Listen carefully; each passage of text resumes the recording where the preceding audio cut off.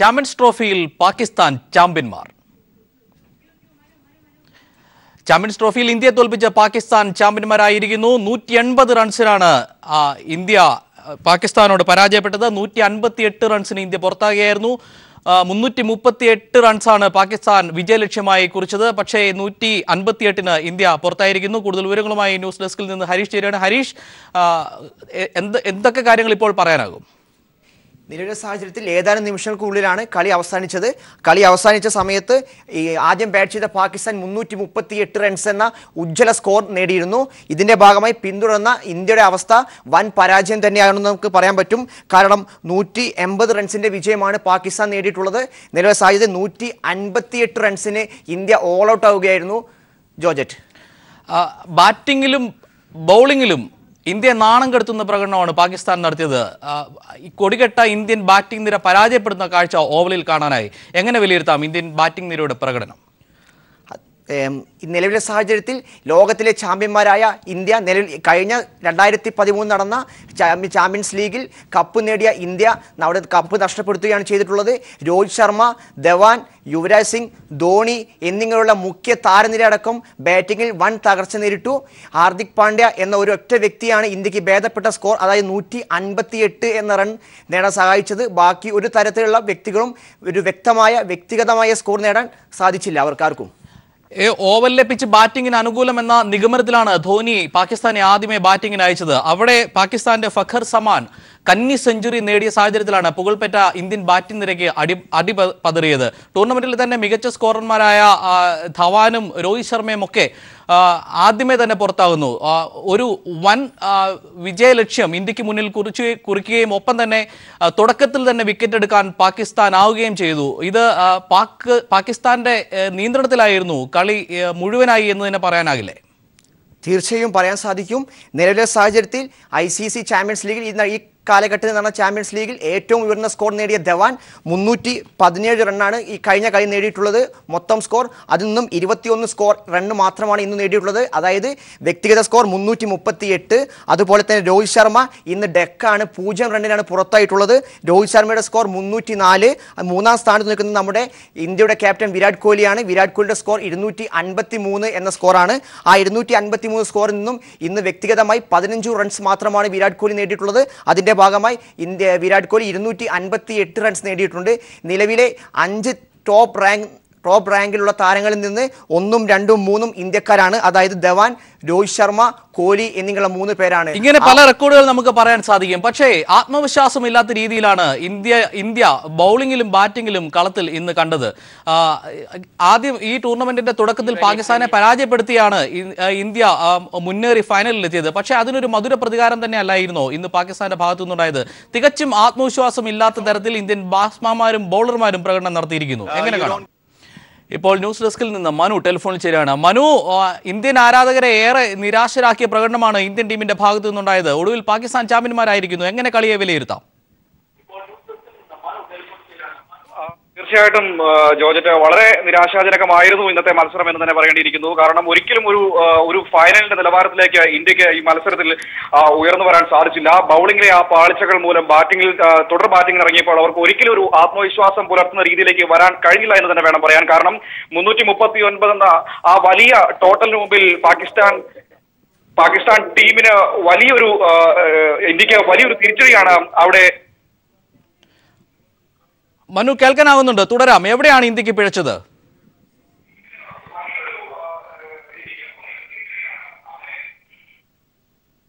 It's just awesome, but I would like to congratulate Pakistani people.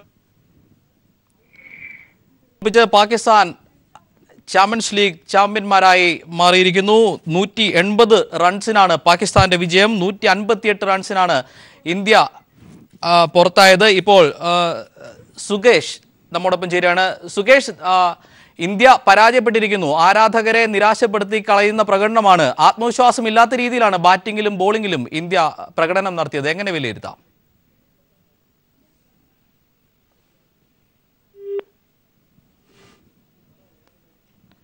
Hello Sukesh, കേൾക്കാമോ? കേൾക്കാം.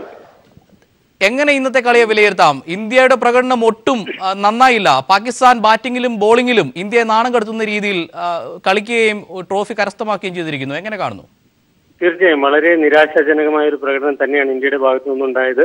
പാകിസ്ഥാൻ ഇന്നത്തെ ദിവസം പൂർണ്ണമായും തങ്ങളുടേതാക്കി മാറ്റി പാകിസ്ഥാൻ എന്ന് പറയാം. ബൗളിങ്ങിലും ബാറ്റിങ്ങിലും എല്ലാം അവർ അതിഗംഭീരമായ പ്രകടനം, തങ്ങളുടെ എല്ലാ മികവും ഫൈനലിലേക്ക് കാത്തുവെച്ചതുപോലുള്ള ഒരു പ്രകടനമായിരുന്നു അവർ നടത്തിയത്. ഈ പ്രകടനത്തിന് മുന്നിൽ ഇന്ത്യ നിഷ്പ്രഭമായി പോയി എന്ന് മാത്രമേ പറയാനുള്ളൂ. ഒട്ടും ഒന്ന് പൊരുതി നോക്കാൻ പോലും കഴിഞ്ഞില്ല. ബൗളിങ്ങിൽ ഈ ബൗളർമാരെ അനുകൂലിക്കുന്ന പിച്ചിൽ വലിയ സ്കോർ തന്നെ പടുത്തുയർത്തും ആദ്യം ബാറ്റ് ചെയ്യുന്ന ടീം എന്നുള്ളത് ഏറെക്കുറെ ഉറപ്പായിരുന്നു. എന്നാൽ അതിനോടൊന്ന് പൊരുതി നോക്കാൻ പോലും കഴിയാതെ, അല്ലെങ്കിൽ പൊരുതി നോക്കുക പോലും ചെയ്യാതെ ഇന്ത്യ പരാജയം സംബന്ധിച്ചത് ദയനീയ കാഴ്ചയായിപ്പോയി. ലോകത്തിലെ ഏറ്റവും മികച്ച ബാറ്റിംഗ് നിര എന്നാണ് ഇന്ത്യയുടെ ബാറ്റിംഗ് നിരയെ കുറിച്ച് വിശേഷിപ്പിക്കുന്നത്. അതിനൊത്ത പ്രകടനം തന്നെ നമ്മുടെ ബാറ്റ്സ്മാൻമാർ കാഴ്ചവെച്ചിരുന്നു. എന്നാൽ ഇന്നത്തെ ദിനം ഇന്ത്യ ഒട്ടും ആശാവഹമല്ലാത്ത പ്രകടനം. കോഹ്ലിയുടെ ശരീരഭാഷയിൽ നിന്ന് തന്നെ നമുക്കത് ഏറെക്കുറെ വ്യക്തമായിരുന്നു എന്ന് പറയാം. അദ്ദേഹത്തിന്റെ പാകിസ്ഥാൻ വലിയൊരു സ്കോർ പടുത്തുയർത്തുമ്പോൾ തന്നെ വളരെ നിരാശ ഉള്ള ആളായി കാണപ്പെട്ട കോഹ്ലി ബാറ്റിങ്ങിലും അതുപോലെ തന്നെ തീർത്തും നിരാശപ്പെടുത്തിയെന്ന് തന്നെ പറയേണ്ടിയിരിക്കുന്നു. ഇത് മറ്റു കളിക്കാരെയും ഈ രീതിയിൽ തന്നെ നിരാശ ബാധിച്ച രീതിയിലാണ് തുടക്കം കളിച്ചത്. രോഹിത് ശർമ്മയുടെ വിക്കറ്റ് ആദ്യ ഓവറിൽ തന്നെ നഷ്ടപ്പെട്ടപ്പോൾ ഇന്ത്യക്ക് വലിയ തിരിച്ചടി ഉണ്ടാകുന്നു. അതിൽ നിന്നും പിന്നീട് കരകയറാൻ കഴിയാത്ത ഒരു സ്ഥിതിയാണ് നമ്മൾ കണ്ടത്. ഒരിക്കലും പിന്നീട് ഹാർദിക് പാണ്ഡ്യ ചില കൂറ്റനടികൾ നടത്തിയെങ്കിലും അതൊന്നും പാകിസ്ഥാന്റെ സ്കോറിനോടൊന്നും മുട്ടി നോക്കാൻ പോലും, അല്ലെങ്കിൽ ഒന്ന് പൊരുതാൻ പോലും ആവുന്ന അവസ്ഥയിലായിരുന്നില്ല. തീർത്തും ദയനീയമെന്ന് തന്നെ പറയേണ്ടിയിരിക്കുന്നു ഇന്ത്യയുടെ പ്രകടനം. സുരേഷ്, വൻ സ്കോറുകൾ പിന്തുടരുമ്പോൾ കോഹ്ലിയൊക്കെ മികച്ച രീതിയിലാണ് പ്രകടനം നടത്തിയ ചരിത്രം നമുക്ക് മുന്നിലുള്ളത്. ഒപ്പം തന്നെ വളരെ പരിചയസമ്പന്നരായ ബാറ്റിംഗ് നിരയായിരുന്നു ഇന്ത്യക്കുണ്ടായിരുന്നത്, ധോനിയും യുവരാജും അടക്കം.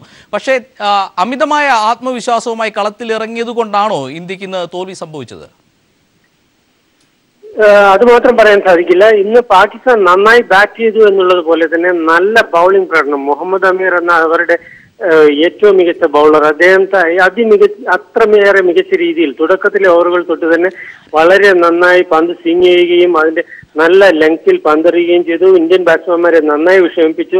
അദ്ദേഹത്തിന്റെ ഇത്തരം പന്തുകളിലാണ് രോഹിത് ശർമ്മയും കോഹ്ലിയും പുറത്തായത് എന്ന് തന്നെ പറയേണ്ടിയിരിക്കുന്നു. വളരെ ബാറ്റ്സ്മാൻമാർക്ക് വളരെ പ്രയാസമുള്ള രീതിയിൽ അത്ര നന്നായി പന്തെറിഞ്ഞു. ഇംഗ്ലണ്ടിലെ സാഹചര്യങ്ങൾ ബൗളർമാർക്ക് എതിരാണ് എന്ന് പറയുകയാണെങ്കിൽ പോലും നല്ല അച്ചടക്കത്തോടുകൂടിയും നല്ല ലെങ്ത്തിലും ലൈനിലും പന്തെറിയുന്നവർക്ക് ഇംഗ്ലണ്ടിലും പ്രതീക്ഷയുണ്ട്, അല്ലെങ്കിൽ ഏത് പിച്ചിലും അത്ഭുതങ്ങൾ കാണിക്കാൻ സാധിക്കും, അല്ലെങ്കിൽ നല്ല പ്രകടനം കാഴ്ചവെക്കാൻ സാധിക്കുമെന്ന് മുഹമ്മദ് അമീർ തെളിയിച്ചിരിക്കുകയാണ്. അപ്പോൾ പാകിസ്ഥാന്റെ ബൗളിങ്ങിനെ കുറിച്ച് നമ്മൾ പ്രത്യേകം ഇന്ത്യയുടെ പ്രകടനം മോശമായി, ഇന്ത്യയുടെ ആത്മവിശ്വാസക്കുറവ് എന്നെല്ലാം പറയുമ്പോൾ തന്നെ പാകിസ്ഥാൻ വലിയ ആവേശത്തോടു കൂടി അവർക്ക് ഫൈനൽ കളിക്കാൻ സാധിച്ചു എന്നുള്ളതാണ് ഏറ്റവും പ്രധാനം. അവർക്ക് ഏറ്റവും മികച്ച പ്രകടനം ഇന്നത്തേക്ക് അവർ കാത്തുവെച്ചിരിക്കുകയായിരുന്നു. ബൗളിങ്ങിലും ബാറ്റിങ്ങിലും അവരുടെ പ്രകടനം നമ്മൾ പ്രതീക്ഷിക്കുന്നതിനപ്പുറത്തെ. ഒരുപക്ഷെ മികച്ച ബാറ്റിംഗ് നിര ഉണ്ടായിട്ടും ടോസ് നേടി പാകിസ്ഥാനെ ആദ്യം ബാറ്റിംഗിന് അയച്ചത് തന്നെയാണോ ഇന്ത്യ കാണിച്ച ഏറ്റവും വലിയ മണ്ടത്തരം? ഇല്ല, ഇപ്പോൾ മത്സരത്തിന് ഈ രീതിയിൽ വന്നപ്പോൾ ഇപ്പോൾ അത്തരം ഒരു വിശകലനത്തിലേക്ക് നമുക്ക് മാറാവുന്നതാണ്. എന്നാൽ സ്വാഭാവികമായും ഇന്ത്യയെ പോലെ കരുത്തരായ ഒരു ബാറ്റിംഗ് നിരയുള്ള ടീം പാകിസ്ഥാനെ പോലെ ഏറെ അത്ഭുതങ്ങളൊന്നും ബാറ്റിംഗിൽ കാണിക്കാത്ത ടീമും തമ്മിൽ മത്സരിക്കുമ്പോൾ സ്വാഭാവികമായും നമ്മൾ ഒരു തീരുമാനമെടുക്കുക, കോഹ്ലി എടുത്ത തീരുമാനത്തെ ന്യായീകരിക്കുക തന്നെയാണ് ചെയ്യുക. ആദ്യ അവസരത്തിൽ പാകിസ്ഥാനെ ബാറ്റ് ചെയ്യാൻ വിടുക. ഇന്ത്യക്ക് ഏത് വലിയ സ്കോറും ചേസ് ചെയ്യാൻ പോകുന്ന ബാറ്റിംഗ് നിര നമുക്കുണ്ട്. നമുക്കതിനുള്ള ആത്മവിശ്വാസമുണ്ട്, പരിചയസമ്പത്തുണ്ട്. പാകിസ്ഥാനേക്കാൾ കൂടുതൽ ഇത്തരം സാഹചര്യങ്ങൾ പാക് താരങ്ങളെക്കാൾ കൂടുതലായി ഇത്തരം സാഹചര്യങ്ങൾ നേരിട്ട താരങ്ങൾ നമ്മുടെ നിരയിലുണ്ട്. യുവരാജിനെ പോലുള്ളവർ, ധോണിയെ പോലുള്ളവർ, ഇതര പരിചയസമ്പന്നരും നമുക്കുണ്ട്. ആ സാഹചര്യത്തിൽ രണ്ടാമത് ബാറ്റ് ചെയ്യുക എന്നുള്ളത് തന്നെയായിരുന്നു. ഇംഗ്ലണ്ടിലെ കണ്ടീഷനിൽ രണ്ടാമത് ബാറ്റ് ചെയ്യുന്ന ടീമിന് വലിയ പ്രയാസങ്ങളൊന്നും അനുഭവപ്പെടുന്ന സാഹചര്യവുമില്ലായിരുന്നു. പിച്ചിൽ നിന്നും രണ്ടാമത് ബാറ്റ് ചെയ്യുന്ന ടീമിന് പിച്ചിൽ നിന്നും ബൗൾ ചെയ്യുന്ന ടീമിന് പിച്ചിൽ നിന്നും വലിയ ആനുകൂല്യമൊന്നും അമിതമായി പ്രതീക്ഷിക്കാനില്ല ഉള്ള അവസ്ഥയുമില്ലായിരുന്നു. എങ്കിൽ പോലും ഇന്ത്യ വളരെ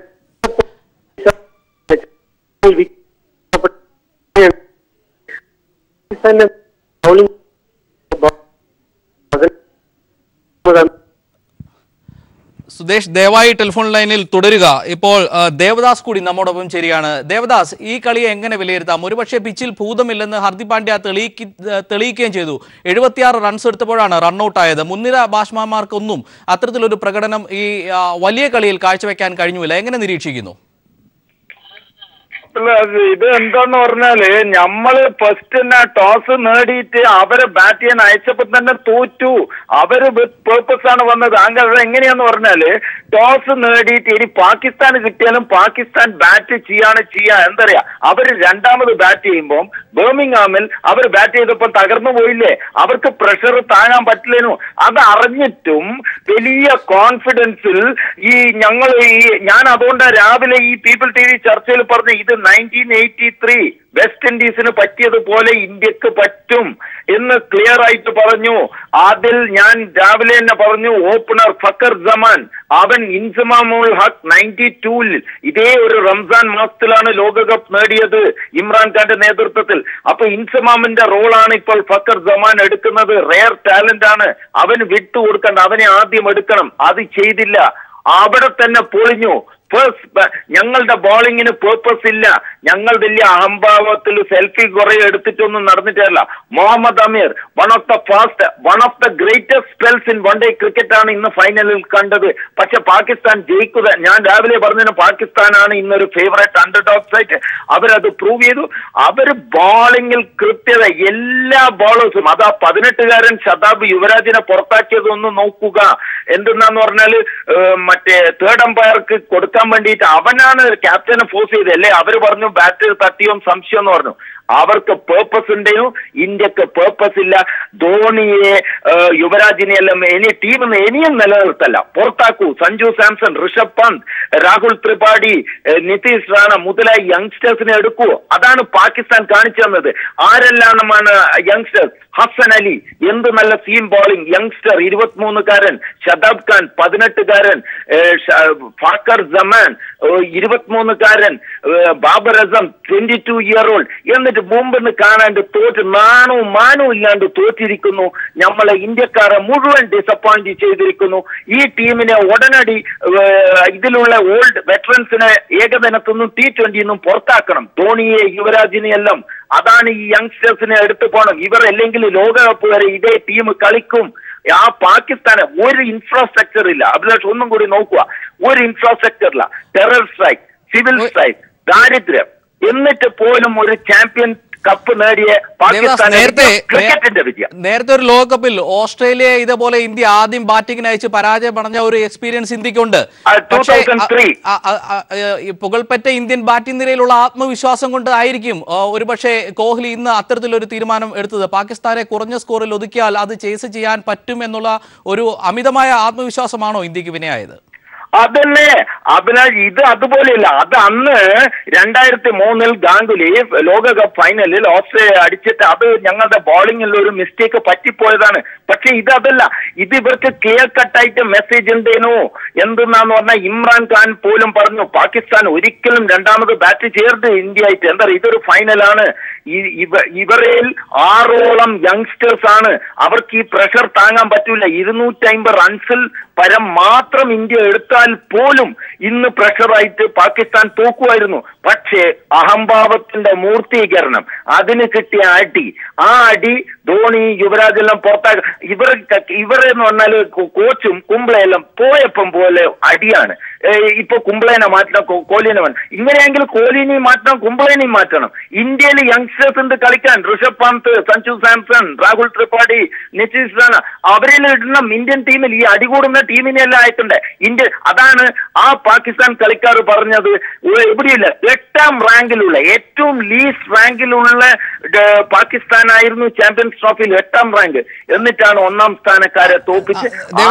ദയവായി ടെലിഫോൺ തുടരും. ഇപ്പോൾ കമാൽ വരദൂർ കൂടി നമ്മുടെ ടെലിഫോൺ ചേരാണ്. കമാൽ വരദൂർ, ഒരു പക്ഷേ പാകിസ്ഥാൻ അർഹിക്കുന്ന വിജയം തന്നെയല്ലേ നേടിയത്? ആദ്യം ഇന്ത്യയിൽ നിന്നേറ്റ ഒരു പരാജയത്തിന് ശേഷം അവരുടെ ഓരോ കളികളിലും പ്രകടനം മെച്ചപ്പെട്ടു വരുന്ന ഒരു സ്ഥിതിയാണ് കണ്ടത്. പക്ഷേ ഫൈനലിൽ ഇന്ത്യ ആത്മവിശ്വാസം ഇല്ലാതെയും കളിക്കുന്നത് കണ്ടു. പാകിസ്ഥാൻ അർഹിക്കുന്ന ഒരു വിജയം തന്നെയല്ലേ നേടിയത്?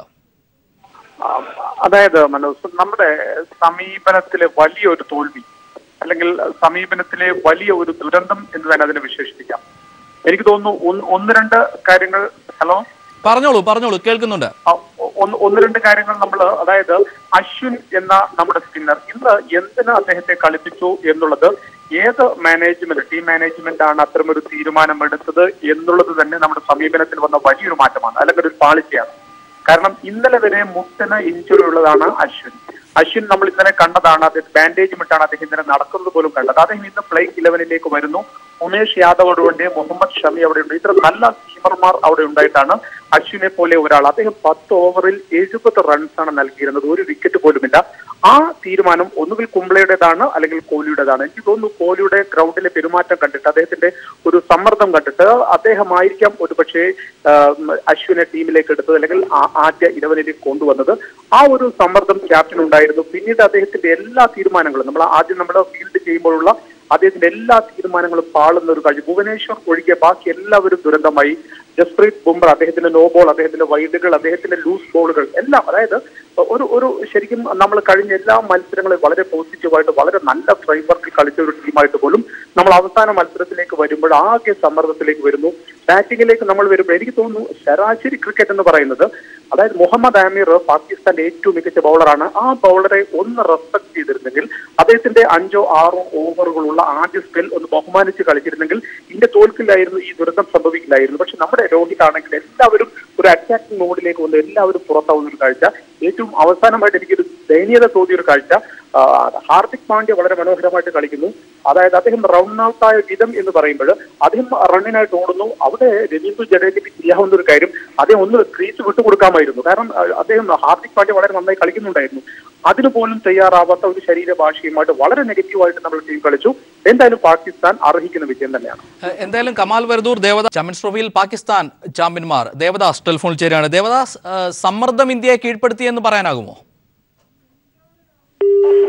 ഇല്ല, എന്താ പറയാ, മറ്റേ ഈ അഭിലാഷ്, ഇത് സമ്മർദ്ദം കൊണ്ടോ ഇതുകൊണ്ടോ ഒന്നുമല്ല. എന്താന്ന് പറഞ്ഞാൽ ഈ ആംഭാവം ഈ വെസ്റ്റ് ഇൻഡീസിന് പറ്റിയതാണ്. അതിന്റെ എല്ലാം പാഠമുണ്ടായിട്ടും ഇവർ അതൊന്നും കേൾക്കാതെ ഇവർ എന്ത് ചെയ്തു എന്ന് പറഞ്ഞാൽ ഇവർക്കായിട്ടുള്ളൊരു ഇതിലേക്ക് പോയി. അതുകൊണ്ടാണ് പറ്റിയത്. ഇപ്പൊ ഒന്ന് നോക്കൂ, ഇപ്പൊ ധോണിക്ക് പകരം കേദർ ജാദവിനെയും അയക്കേണ്ടത്. അവൻ അവിടെ മുട്ടിയെന്നിട്ട് ഹാർദിക് പാണ്ഡ്യ അടിക്കുമായിരുന്നു. പക്ഷെ എന്നിട്ട് പോലും ധോണിയെ മുന്നിലിട്ട്, ധോണിയെല്ലാം ഔട്ട് ഓഫ് ഫോമാണ് ഇപ്പോൾ. ധോണിക്കൊന്നും റൊട്ടേറ്റ് ചെയ്യാൻ പറ്റുന്നില്ല. അപ്പോഴാണ് ഇന്നലെ വരെ കളിക്കാത്ത ഏകദിനം എന്തെന്നാന്ന് അറിയാത്തയാണ് ഫക്കർ ജമാൻ. 4 ഏകദിനം, ആദ്യത്തെ 4 ഏകദിനമാണ് ഇപ്പം കളിച്ചിരിക്കുന്നത്. അവൻ T20 2 കളിയെ കളിച്ചത്. റുമാൻ റെയ്സ് എന്ന് പറഞ്ഞാൽ 2 കളിയാണ് കളിച്ചത്. എന്നിട്ട് വന്നിട്ട് ഇന്ത്യന്റെ വലിയ മുടിചൂട മന്നന്മാരെ ഓൾ ടൈം ഗ്രേറ്റ്സിനെ പാഠം പഠിപ്പിച്ചിട്ട് നാണക്കേടാക്കിയിരിക്കും. നമ്മളെ നേഷന്റെ നമ്മളുടെ ആൾക്കാർ ഈ മാനത്തിന് വില പറഞ്ഞിരിക്കുന്നു. എന്താ പറയാ, എല്ലാവരും പ്രതീക്ഷയോടെ ഒരു സന്തോഷിക്കാൻ വേണ്ടി ഇന്ന് പണി പോലും വിട്ട് അതിർത്തിയിൽ പട്ടാളക്കാരെല്ലാം ഈ ദിവസം കാത്തു നിൽക്കുമായിരുന്നു ഒരു ജയത്തിന് വേണ്ടി, ഒരു സന്തോഷത്തിന് വേണ്ടി. അതുപോലും ഇല്ലാണ്ടാക്കിയിരിക്കുന്നു ഇവരുടെ അഹംഭാവം കൊണ്ട്. ഇവരെ പിടിച്ച് പുറത്താക്കണം. ഇവർ അടിയും കൂടിയിട്ടാണ് പോയത്. അവിടെ കോച്ചിനെ തള്ളി പുറത്താക്കാനാണ് ക്യാപ്റ്റന് നീക്കം. അതുകൊണ്ടാണ് ഈ കമാൽ വരദൂർ പറഞ്ഞ പോലെ ശരി, അശ്വിനെ എന്തിനാണ് ഇഞ്ചേർഡ് ആയിരുന്നു ഇന്നലെ നെറ്റ്സിൽ പ്രാക്ടീസ് ചെയ്യുമ്പോൾ എന്തിനാണ് എടുത്തത്? Left hand spinner. ദേവദാസ് ഉന്നയിച്ച ആ ചോദ്യം ഒരു ചോദ്യമായി തന്നെ നിലനിൽക്കുകയാണ്. ജയിക്കാനുള്ള ഒരു ത്വര പാണ്ഡ്യയിൽ നിന്നൊഴികെ ഇന്ത്യൻ ടീമിന്റെ ഭാഗത്ത് നിന്ന് ഉണ്ടായതായി ഇന്ന് കാണാൻ കഴിഞ്ഞില്ല. എങ്ങനെ കാണാം കമാൽ വരദൂർ?